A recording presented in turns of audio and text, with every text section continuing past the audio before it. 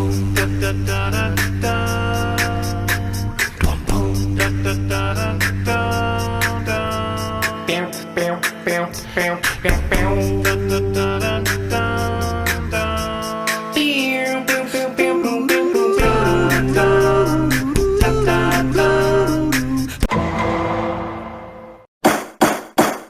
to Rap in Order, the interrogation of a hip-hop album, where we take some of the culture's most beloved hip-hop albums, put them on the stand, see if they stood the test of time. Now let's see who we got on the stand today. Hold on. I have a motherfucking new album, my debut, so to say, March 23rd. This is one of the joints off there, produced by my brother Alchemist, man. Hold on. Welcome to another episode of Rap in Order. I'm First Class Regg. And I am Taurian B. How's it going today, sir? I'm doing good, man. Did you listen to Welcome to Collie Grove too? Or what is it? Collie Grove 2 or Welcome to Collie Grove? Welcome to Collie Grove, yeah. How do you feel about that new single that they got out? So I listened to the album, and I do like the album. But I like the first one better than this one. Yeah, the first one is definitely better. Yeah. I just really enjoyed that, like the single that they have out. I'm like, all right, that was catchy, and that was something I just think is dope. Like 2 Chainz actually can get Wayne in the studio project 2 times. Yeah, maybe Joel Santana needs to holler at 2 Chainz. I think as well. I don't want to hear anything Joel Santana has to get me on record until he has his teeth properly set. Yeah, I can't take him serious until he gets that squared away. Did you see the Beyonce movie? Yes, I did. How did you feel about it? I like it a lot. It's it's funny. I was telling our friend Rob this, and he didn't take me serious that I went to go see it. And I'm like, why wouldn't you take me serious? Why would you think that I don't want to see excellent showmanship on screen, on the big screen? Right. It was weird. That's crazy. Did you wear silver? No, I didn't. I didn't commit to the whole thing. But I went to go see it. It was amazing. I love, I'm obsessed with behind the scenes type things and seeing things kind of how they go from the making of to coming to fruition. So it was my type of shit. I like all the behind the scenes stuff that it had to offer. And the stage thing, knowing that it was 3 stages. Yeah. Right. And that they will constantly move into city to city, 3 days ahead of before they even got there. I think that was cool. I thought that it was really cool to see how much planning they did. Basically for that show, that was 4 years in the making. Yeah, that was crazy. Because you think about it, you be thinking this person probably started doing this process this year or whatever that. That was 4 years in the making of planning, vision boards, mood boards, and then if I'm not mistaken, didn't Beyonce single-handedly keep the steel business? I read something about that. I did see something from her set designer. I love how I always wanted to see how somebody that's so together like that, how she acts when shit goes disarray. And do you remember the scene when it went pitch black, the lights went out or whatever? Yeah. And I thought that was gonna be her moment where she goes nuts on her team. I think they edited it. But she was super well maybe they did, but from what we saw, she was chilling. I feel like she went back there what the fuck's going on? She was chilling though from what we saw. She was just she was you think I should put in another outfit change? It was if you're gonna do that, you need to do it now. And she was yeah, I'm gonna do it. And she went, changed, came out. It was just. But I guess her being a vet, she knows that these things happen. That shit happens. Yeah. So they just all right, what do I have time to do? How long, because she knows that they're going to get it back up. Yeah. It's not going to be forever thing. So I'm assuming that's her whole process behind it, which is pretty cool. Same. I wanted to talk to you about this shit. So I told you I was watching this that Lead the World Behind movie. Yes. I finished it. Okay. Okay. You finished it, right? Yeah, the ending pissed me off. So the first time I saw it, but I unknowingly watched it. Sarah watched it while I was asleep. But I remember the ending. I was what the fuck is this? And then I listened to the Joe Budden podcast. And on the Joe Budden podcast, Joe was highly upset about it. And he was so mad about it, he spoiled the movie for people that didn't see it yet. So then I was all right, let me watch this again. And I watched it, and I'm going to tell you something, bro. That movie was great up until the very end. So I do feel, and I hate Joe's like movie takes. His takes are annoying, but because he like dismisses everything. That Yeah, has he a does. message or He whatever. does. But for this particular movie, I just feel like there were a lot of buildups Yeah. with nothing happening. Like the whole was- deer thing yeah. and the like them just staring at the deer, and then that would be coupled with something completely different happening in like our B story with them about to get shot, and then you see the deers, and then you see, and it's just like, all right, well, what's happening?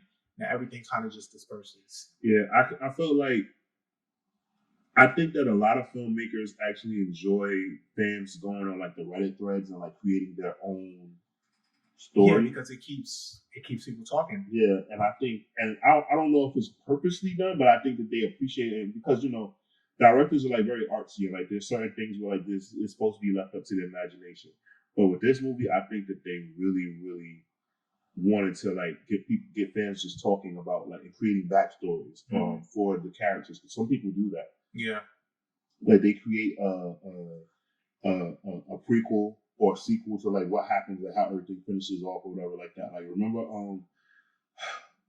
this movie, it was a bad robot movie, but I can't think of the name right now. So I can't think of the name of the movie right now, but it was like one of those end of the world movies back in the 2000s that came out. It was something like Richfield, something Field. Can't think. It's not coming to me right now. you know who's in it? No, it was like Nobody's, but J.J. Abrams did it, but I can't think of the name right now. But it's one of those movies. Something Field. I just can't. Cloverfield. Oh, Cloverfield. Okay, Oh, I'm so glad I got it. Yeah, remember Cloverfield? Yeah. And like how people were like, "Oh, this is." I forgot. People were alluding that this was the prequel to another movie or like something other. Like it was like it lived in the same universe as other movies and shit there's a like lot that. of different theories. Yeah, so I think that like that's something that like filmmakers like enjoy. Yeah, it just keeps people talking, and that's what they want. Yeah. I need Mahershala Ali to get more work in movies. I love Mahershala Ali. I do too. He seems like a very centered person. Like, he's somebody I really look up to and admire, and I really, really hope that he does more stuff because I just enjoy the guy. I mean, what is he at? He has 2 Oscars, right? Yeah, he does. Yeah, he has 2. Yeah. I feel like it's for his taking. Well, he doesn't have a main actor though. For both of them, it's supporting actor. Mm-hmm. I mean, so he needs 2. He does, but you would think that, right? But winning the main actor is like the one because like Denzel had the supporting actor, but people acted like he didn't win the Oscar. So that's true. Because he had one for Glory. Yeah. So it's because I was like, he hasn't. They were like, he don't got the Oscar. So. Mm-hmm. Yeah, that makes sense. You had any theory about the ending? Because for people that have seen it, like spoiler alert. Yeah, spoiler alert. People that haven't seen it, the end of it, we go through this whole movie with this little girl that's in a family named Rose. She's like obsessed with Friends. Mm-hmm. It's like her shit. And in the middle of the movie, she's talking to her brother, and he's like, "Why the fuck do you like this show so much?" And she's like, "Oh, because it's like they just make me happy." And he's like, "Yeah, but it's not real. Like it's not, Mm-hmm. But what do you think the ending means? Because at the end, she finally watches the full end of the episode. Because the whole thing, she can't watch it because Wi-Fi's down, all this shit. Mm-hmm. Can't have access to it. But she finally sees how it ends.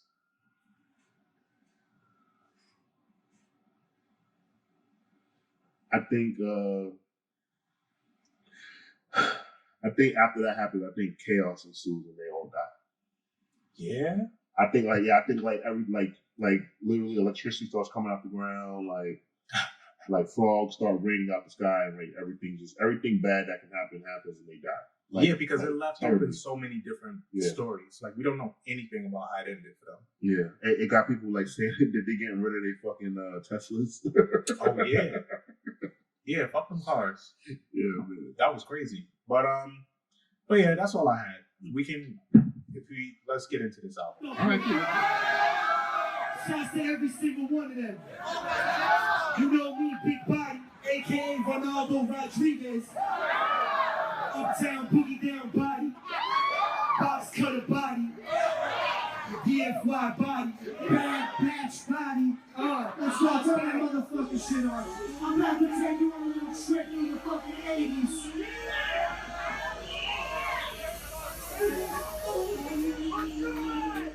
All right, cool. Let's do it.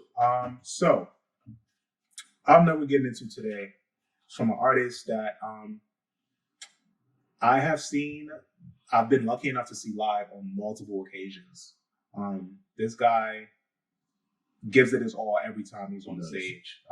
And when he was a lot heavier too, he was still doing shit. He would be doing not backflips, but like he would do wrestling moves and shit on stage. This dude can do it all, man. Top notch chef too. Yeah. I've been lucky enough to have some of his cooking in South by Southwest. Yeah, oh yeah, that's right. Yeah, he did. Yeah. And we're talking about Action Bronson. Action Bronson released Mr. Wonderful in 2015 through Vice and Atlantic. You know, capitalizing off the hype that he had that year and the year prior with his mixtape Blue Chips. This album was his second studio album. Sob Stories was the first one, but it didn't really feel like an album. So this one, people like to kind of rewrite history and say this is his debut album. You had some big singles on here. You had Baby Blue, Acting Crazy, which is one of the rare songs that 40 did that wasn't for Drake. You had Terry, and you had Easy Rider. You had 4 singles on his album. And the push was there. Like, I felt the rollout of this album. Yeah. And I felt like I was part of it for very specific reasons. Right. What do you remember about this time frame? I mean, we kind of went through this time frame together. Yeah, we did. It was dope. We went to South by Southwest. I got Reggie to go with me to South by Southwest, and it was fucking great. I was working with my mentor, Alvin Miller, shout out to Alvin, Mr. Burn It Down group. And we were in South by Southwest in Austin, Texas, and like the album had just came out, and so all the promo for the project, like in Texas, like we literally had to like go out, hand out posters, like do all that stuff because I was working, I was paid out, and he had like a huge like performance at like one of the areas, and me and Reg kind of like got to like live with that album, like listen to it nonstop, and then see him perform it. And we got like promo from Big Body Best for FKB. Yeah. We got Big Body Best to like wear FKB merch and shit. Didn't he make like a video for us or something like that? Yeah, he made a video for us. From Master Flex was there, which was cool. Cause I remember when he was standing on the stage, he opened for Bronson, and then Bronson walked up to him. I have the clip. I watch it all the time. He goes up to him and he says, "This chain is heavy." I just love that shit. That was bad funny to me. But I remember what stands out most to me about this project is like realizing how good of a rapper Action Bronson was. Like, I didn't think he was a bad rapper. I didn't think he was a great rapper. Like I didn't think a lot about him. I just thought like, all right, this guy's animated. He's a character. But this was the project that made me like really respect him in his craft and like understand like that he is like a top, like one of the top MCs like of his like, class of rappers that he came out with. And it also like, I think maybe I'm wrong, but like this was like the first time I was like, oh shit, because I thought before this, I want to say like to me like Alchemist always just worked. Like I was all right, I know he did stuff with like the Locks and Jadakiss and with Prodigy, but like I was like, oh shit, like he works with like other people. So like Static, Selector, and Alchemist stood out a lot to me because like their production was so prominent on this album. Yeah. Like they kind of like it was Static, Selector, Alchemist, and what's the name of the Party Supplies? Yeah, Party Supplies. They pretty much rounded out the project. Like they had like they handled like the heavy lifting of the production, and I just thought about how good the production was for this project. Yeah, no, you're right. The production on this project was crazy. 88 Keys also has production on here for like one song, and Mark Ronson as well. But yeah, I got a bone to pick with Mark Ronson. Why? What do you do? I feel like Mark Ronson, like he got a lot of attention off of coming out through hip hop, but then as soon as like he like kind of crossed over and like got other attention elsewhere, he abandoned hip hop. Like things just like it just was weird. Like him and his sister. Oh yeah. She used to be outside. Samantha Ronson. Yeah, it was because they're twins. It's 2 of them. I forgot the other one's name, but I know Samantha. Wasn't she like dating Lindsay Lohan at one point? Something like that. Yeah. Yeah, she was outside. Yeah, man. It was 2 of them. Well, I think one was signed to Rockefeller. She was like a model for Rockefeller, I think. Dame signed it. Yeah, that's crazy. Wow, I forgot about that. But yeah, I feel like Mark Ronson, like he, like you remember he signed Wale, like he was working with Amy Winehouse, but like, I feel like he was like he belonged, he was with us, and then he wasn't with us no more. Yeah, so all of them just do little bids and then they be out. It's like, all right, money's dried up. I'm going somewhere else. But the production that he did on the album was great. Yes, it was. And I think great production has a lot to do with Bronson's story, like, and how he comes across in his music. A lot of times he just be saying shit. Like, he's not saying nothing that profound. Like, he's great, but you know how, like, you can listen to Nutmeg from Ghostface? Yeah. And he's not saying nothing on Nutmeg, but it sounds amazing. Bronson pretty much modeled his whole career off of Nutmeg. You're going to get in trouble for that. But I will say this. You can tell that Action Bronson loved to read out loud in school. He talks very well. So, like, because what he does well is, like, on, what song is it on the album where he's sitting on a plane and basically, he basically describes a light in the attic. He basically just raps about, like, he's literally rapping about where he's at. He's on a plane flying first class, and he's thinking about, like, what if I die? How people remember me? Like, what, you know what I'm saying? Like, yeah. And like, you could tell, like, he's just one of those people that, like, he's so well spoken, and such like a good conversation of a guy that's how he's able to rap and communicate. And some people can't do that. So that means, like, to me, that's impressive because he can get in the booth anytime and just do whatever. And he's, I've been saying this forever. Like, I'll never forget the first time I saw Bronson. It was like, it had to be maybe 20, yeah, I don't even remember what year that was. It had to be maybe 2013. Yeah, it was 2013. I saw Bronson at House of Vans in Brooklyn. Complex had a thing there, and they had. I'm trying to think. I'm not sure if you were, but I know we went to a House of Vans. Yeah. So, like, if you did go with me, you remember, like, when you walk in, there was two stages. One stage had Action Bronson performing, and when he finishes performing a song, it goes black, and then you hear music behind you, and you turn around and see who the other performer was. And that's how that night was, because it was two stages. Lights would go out, you turn around, oh shit, Danny Brown's performing. Just watching Danny Brown perform. Lights go out, you turn around. It was like a dope ass concept. It's just like this. I was with you. And there was food trucks, it was everything out there. But anyway, I first saw Bronson this night, and this dude walks out with a steak dinner in a bag. He's like, I just made this fucking steak dinner, but I'm not even hungry right now. And everybody's like, ah. And I'm like, what the fuck is this dude? All right, so he comes. He's like, yo, who wants this shit? And they're like, ah. And he, like, drops the bag in the crowd, and they just going crazy for it. And then he just starts rapping. I'm like, yo, what the fuck? And then he jumps out in the crowd. Everybody's, like, on him, and he's rapping with the crowd. He's, like, got his camera out.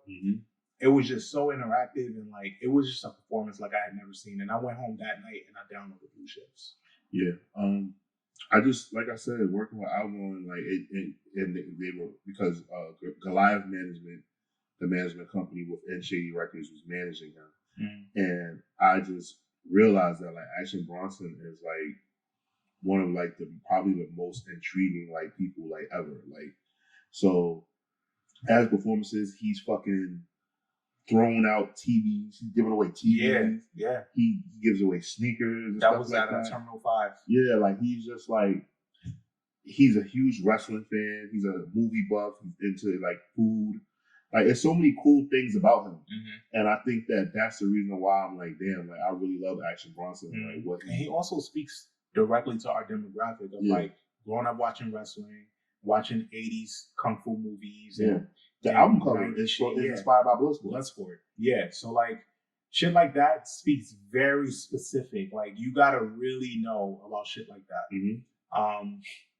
Yeah, so digging into this album, It kicks off with Brand New Car. Brand New Car is produced by Mark Ronson. Brand new car. Yeah, and it's one of those songs that I really like.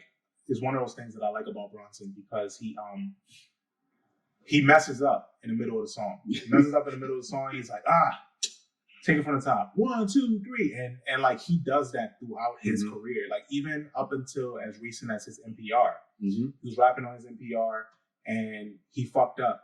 And he was like, yeah, nah, I can't do y'all like that. Yo, take it from the top. And they start like, the crowd gets hype and he's like, yo, fuck. Like, yeah, nah, take it from the top. And he does it over. Even at the end of this song, he fucked up and he was like, what the fuck? I'm embarrassed for myself. I'm embarrassed, yeah. Like I think it's funny because I'm like, yo, is this like acting? Is this a part of it? But it's really cool, right? And another thing I say at South by Southwest, like I have the footage.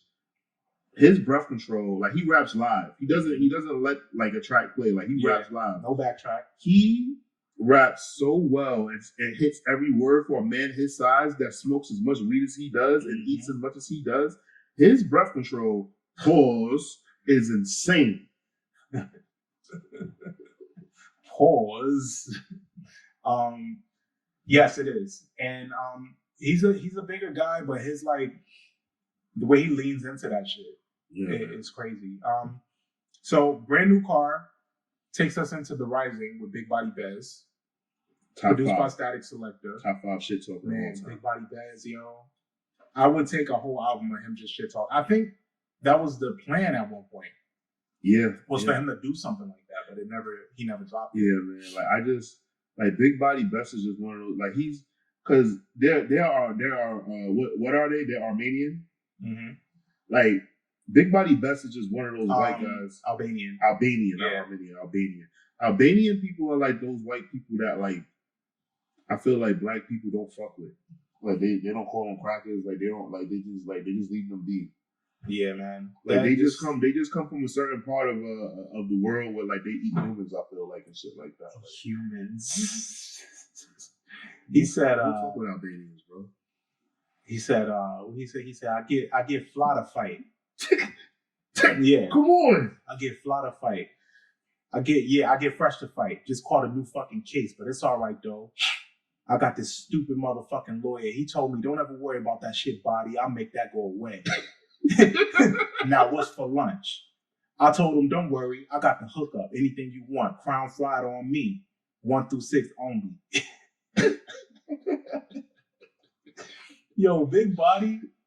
Oh, is that the one where he was like, yo, you the type to go to jail and be crying, selling like a down bag of weed or some shit like that? He says. Nah, I think that's later on. Okay, that's later on in the album. Yo, son, you know, you might see my face stamped on a bag of dope.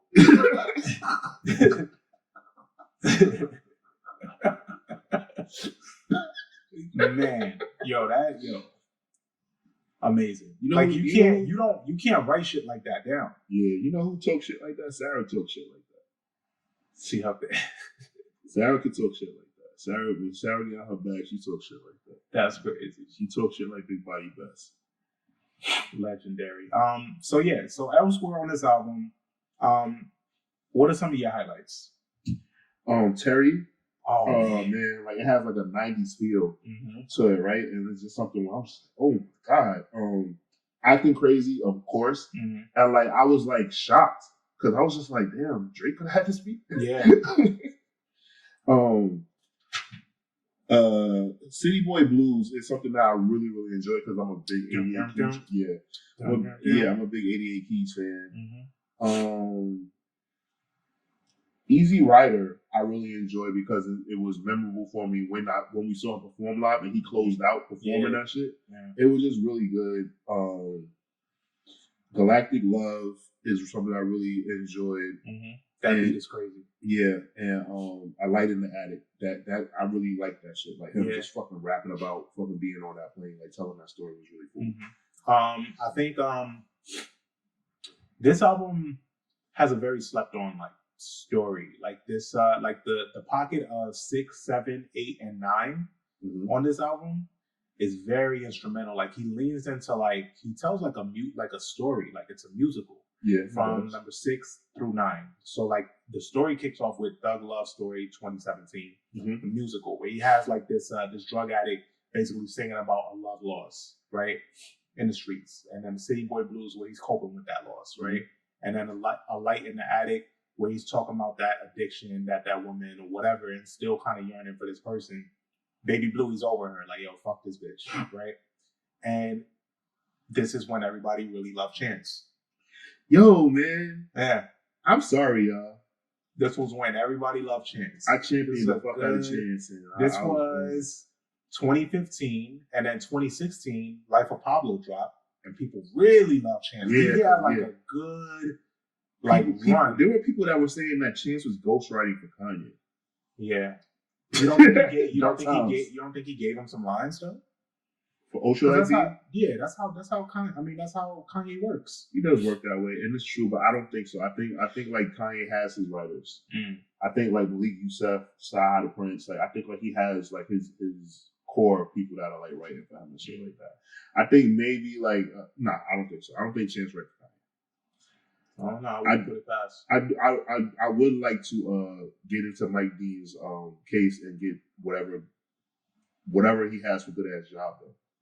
Oh yeah. Remember when Chance was like, "Yeah, I'll convince Kanye to move back to Chicago," and everybody was like, "Oh," and Kim Kardashian was like, "I think the fuck not." Yeah, he was like, "And he's gonna drop good ass job," and everybody was like, "Oh." Yeah, that was crazy. He was better off. I think he had a better chance of getting a good ass job than moving him back to Chicago. Kim Kardashian was like, "You fucking thought." Yeah. Kim not moving to Chicago. Imagine Kim Kardashian living in Chicago. Never. Bruh. Maybe Kim Kardashian from like 2006, but like Kim Kardashian now, no, she tells Kanye where to live. Yeah, ain't no way she's living in Chicago. Right. Anyway, so that was like a very slept on run and very experimental on his part to kind of insert a musical in the middle of your fucking album. So it's crazy. He's a jazzy dude, bro. Yeah, he is. He really is. Some of my standouts, though, I think you named some of them. Terry is amazing. I read about like the making of Terry, and he said that Alk was appreciative of that song because it took him out of his producer slump. Wow. He felt like he was in a slump or a funk rather, and he made Terry, and then Bronson went off on it. Yeah, Bronson went off on that, but Acting Crazy was good. Like I said, it's just interesting that Drake is not rapping on this. I want 40 to do more beats for other people. Yeah, I want to hear other people on this. I agree, man. Like we know why. Why? Drake is very possessive. Yeah, it's kind of crazy. That's not even like a shot. Like he's very possessive. Like I think that's the sole reason why the Weeknd. I think the Weeknd saw that and was like, I'm not signing the OVO. Like what? Yeah, smart man. Yeah, very smart. Also, what else did I really like? Falconry. Yeah, I really like that one too. Oh my god! Yeah. Shout out to Mayhem Lauren, man. Mm-hmm. Nah, Mayhem Lauren is good people too. Actually, I gotta find it. Mayhem Lauren actually did a drop for FKB. He did a drop for FKB. Mayhem Lauren was actually really good people. So when I met him through Albon, like he was actually like really nice, and he actually fucked with our logo and everything. I want to say he follows us too. Dope. Shout out to him, yo. Yeah, he had on some fly ass polo that day too. Oh my goodness, definitely a low life. What else did I like on here? Oh, Only in America is so 80s. So it's big 80s feel. Only in America, only Action Bronson could get away with this. Because this is such a white song. Mm-hmm. This is such a white, like Proud Boy song, but it's good. Like you definitely want to scream America. Yeah. It really is, but it has like this swag to it. Like he swagged it out. Yeah, he did. It was like on some cool like biker shit. Mm-hmm. Like you know what I'm saying? Like Bronson is like, I'm telling you, Bronson is that white badass that can fight, and you don't want to fuck with him. Yeah. Like you know how you got some white people you don't mind beating their ass. Like Bronson, you don't want to fuck with him. Nah, it's cool. Yeah, he's cool. Also, Galactic Love. It's like a little breather, like a breather moment on this album. Fucking flow on that shit. Yeah, and I think He mentions his mom a lot on this album. He does. Like, just in and out of conversations with her. Even Galactic Love, like, he's like, yeah, I think it's Galactic Love. Where he's like, how's your knee? How are you? You good? And she's like, yeah, my knee is doing this, blah, blah, blah. And he has like these little check-ins with her throughout the album, or mentions of her, which I thought was really nice. But yeah, man, big moments on here. The passage is good because it leads right into Easy Rider. Yeah. And Easy Rider is like the closing to the play. Right. No, I think it was dope. Man. Yeah. Like I can just like I imagine him, like, let's say like if he's on a stage and like this is a play, like he gets on a stationary bike, like how like Kanye did in Bound 2. Oh, and like yeah, has like yeah. a thick background going behind him as he's like. I can see him doing that too. Shit, Scarface did it. Yeah, they said it's the best hip hop NPR ever. Somebody said that. Like whoever produced it said that it's the best hip hop NPR ever. I can't wait. Okay. But yeah, so so we know some of the ones that you really, really like. Is there anything on this album that you don't fuck with? I think it's like one song. Well, no. Yeah. I don't really have like a song that I'm just like not. No. Yeah. No. Like I don't like you like it's not. It's not perfect, but it's just like I enjoy this shit. Like I just enjoy this album. It's interesting because I agree. There isn't a song that I don't like on here.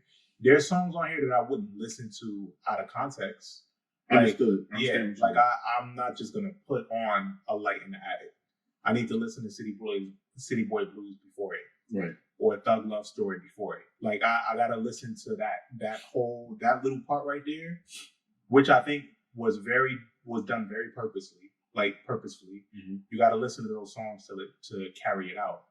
But that's my only like critique of this. Like I sat with this album a lot, so I know it like the back of my hand, especially from that time frame, and it carries over for the most part pretty well. Yeah. So I don't think there's a song on here that I would take away. Yeah, it's just hard, man. Like I really was trying to understand. I was like, well, I don't think it's a perfect album, but it's just that it's a good. Like he made an album for him that like he really stayed in a pocket for him that just really works, and like he didn't like step like he experimented, but like he experimented in the best way possible. He did, and he just introduced like a whole different part of himself to other people that didn't know. Like Bronson is capable of so much, and we're still seeing that roll out from him to this day. Ready to get to ratings? Yeah. I'm ready. 4 out of 5 waffles. Like I said, I enjoy the project. I don't have anything that I dislike about the project. It's a good rap album. Yeah, especially in 2015. Yeah, exactly. I actually agree with that rating. I'm gonna give it a 4 out of 5. I think Bronson is just one of my favorite people, man. Like from a rapping perspective, from a media perspective, like he has his cooking show. He could be a fucking wrestler if he wanted to. His name is Action Bronson. Like you can do so much with that fucking name. I ain't gonna hold you, bro. He could sell toys. Wrestler, like whatever wrestler that didn't think of that to make that their name failed at life. He could sell, succeeded. Bro. He could sell action figures. Yeah, he could sell action figures easily. Done that yet, bro. Yeah, he has like a cooking show. He had a show where he would just get high, watch TV, and react with his homies. Yeah. Yeah, man, he's doing it all. I think he has he has his own wine or something coming out. He does.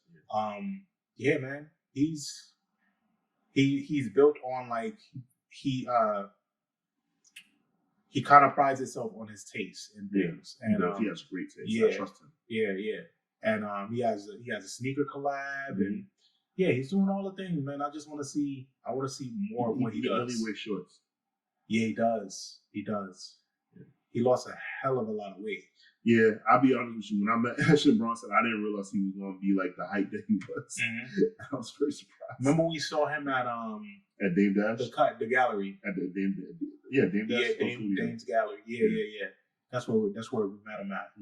But yeah, man. I like Bronson is one of those people that it feels a lot better to get into his music from the time that it came to fruition. Yeah. Like when you go to visit it for the first time, it's hard to pinpoint what album to give somebody when you're introducing them to him because I don't know. It's just his catalog is like not all over the place, but it's hard to pinpoint what to give somebody. Yeah, well, for me personally, I usually say Blue Chip 7000, or I say this project. Okay. All right. Well, that's it. That's all I had, man. I think this is a solid project, and I think it's worth visiting for the first time or revisiting if you were already an Action Bronson fan and you might have forgot about this one because he's so far removed from this. I feel like, but it's worth paying attention to. I'm First Class Regg, and I'm Taurian B, and we are out of here, gang. Happy New Year! Happy fucking New Year! Order in the court. Dun dun.